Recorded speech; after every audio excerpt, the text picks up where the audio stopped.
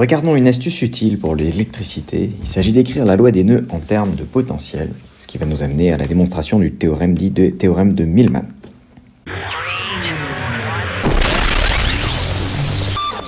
Alors pour écrire la loi des nœuds en termes de potentiel, il faut avoir déjà une situation dans laquelle cela se présente bien. La situation typique est quand vous avez un nœud sur lequel arrivent 3 branches, sur lesquelles sont branchées à chaque fois 3 résistances. On a un point A, un point B, un point C, avec une résistance RA, RB et RC qui vont toutes les 3 se ramener avec une borne commune au point N.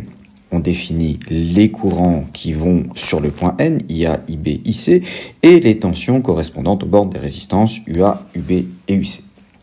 La loi des nœuds s'écrit simplement dans ce cas-là, IA plus IB plus IC égale 0, puisque les 3 courants sont rentrants, et par application des 3 lois d'Ohm, cela revient à UA sur RA plus UB sur RB plus UC sur RC égale 0. Si on écrit chacune des tensions en termes de différence de potentiel, on a UA qui vaut VA moins VN, UB qui vaut VB moins VN et UC qui vaut VC moins VN, ce qui permet de démontrer au passage le théorème de Millman.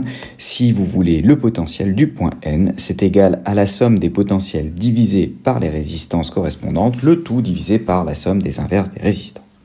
Mais bon, c'est pas franchement ce qui est le plus pratique en temps normal. Donc pour une application pratique, voyez par exemple un système dans lequel il y a un générateur et plusieurs résistances. D'une manière ou d'une autre, vous avez réussi à calculer le potentiel au point A. La question, c'est quelle est la tension aux bornes de R4, c'est-à-dire quel est le potentiel au point B, puisque cette tension U s'écrit VB moins le potentiel de la masse qui vaut 0. On écrit la loi des nœuds. Elle s'écrit en définissant I1, I2, I3. Si elle va s'écrire I1 est égal à I2 plus I3.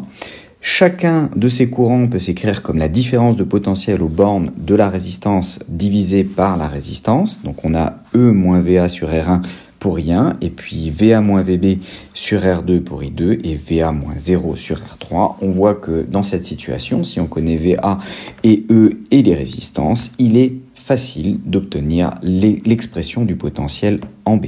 Ce qui est bien ce que l'on cherchait.